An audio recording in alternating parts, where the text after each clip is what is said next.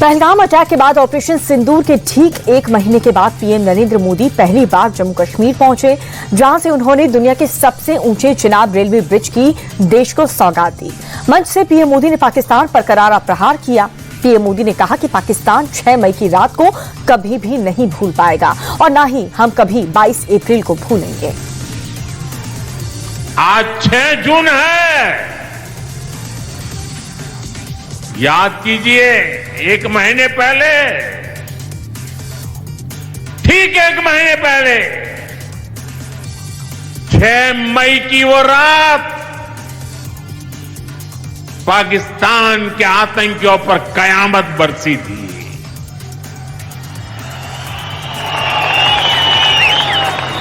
अब पाकिस्तान कभी भी ऑपरेशन सिंदूर का नाम सुनेगा तो उसे अपनी शर्मनाक शिकस्त याद आएगी।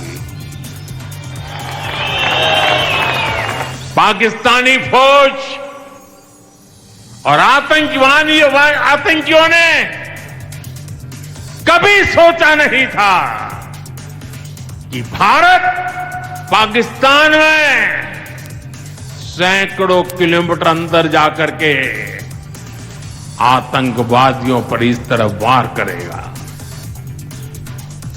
चिनाब ब्रिज उद्घाटन के दौरान मंच पर जम्मू कश्मीर के सीएम उमर अब्दुल्ला भी मौजूद थे। उमर अब्दुल्ला ने पीएम मोदी के सामने जम्मू कश्मीर को फिर से पूर्ण राज्य का दर्जा देने की बात रखी थी। सीएम उमर ने कहा कि पिछले बार वो मोदी के साथ मंच पर जम्मू कश्मीर राज्य के मुख्यमंत्री के तौर पर बैठे थे, लेकिन अब वो यूटी के चीफ मिनिस्टर की हैसियत से आए हैं। उन्हें उम्मीद है मोदी जम्मू कश्मीर को पूर्ण राज्य का दर्जा देकर फिर से उनका प्रमोशन करेंगे।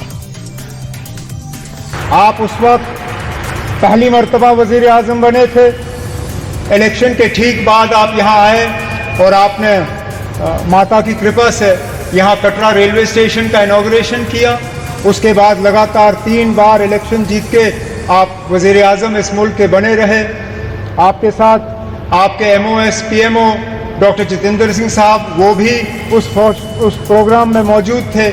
यहाँ तक कि हमारे माननीय लेफ्टिनेंट गवर्नर साहब मनोज सिन्हा साहब उस वक्त MOS रेलवेज की जिम्मेदारी संभाले हुए थे जब यहाँ कटरा रेलवे स्टेशन का इनॉग्रेशन हुआ, और खुद मैं वजीर आला के तौर पे मनोज सिन्हा साहब की अगर आप देखें तो माता की कृपा से प्रमोशन हुआ। मेरी अगर आप माने तो थोड़ा सा डिमोशन हुआ। मैं रियासत का वजीर आला था, अब यूटी का वजीर आला हूं, लेकिन मान के चल रहा हूं कि इसको दुरुस्त होने में अब ज्यादा देर नहीं लगेगा और आप ही के हाथों जो है दोबारा जम्मू कश्मीर को जो है रियासत का दर्जा हासिल होगा। राहुल गांधी ने बिहार की धरती से जाति जनगणना के मुद्दे पर मोदी सरकार को घेरा। राहुल ने कहा कि मैंने लोकसभा में पीएम मोदी से डायरेक्ट कहा था कि मोदी जी, जाति जनगणना तो होकर रहेगी। बीजेपी जो जनगणना करा रही है, ये असली आंकड़े देश के सामने नहीं आने देगी, क्योंकि जिस दिन सही आंकड़े सामने आएंगे बीजेपी की राजनीति ही खत्म हो जाएगी। तो मेरा लक्ष्य है और आप सबका लक्ष्य है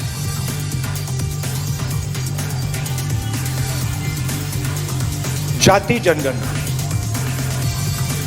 और मैंने लोकसभा में मोदी जी के सामने आंख में आंख मिलाकर कहा कि मोदी जी, जाति जनगणना होगा।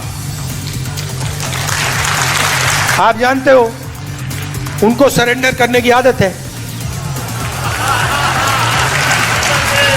आप देखो, मैं आरएसएस से लड़ता हूं, मैं गहरी बात बोल रहा हूं। इनकी हिस्ट्री है, ये 2 मिनट में चिट्ठी लिखना शुरू कर देते हैं।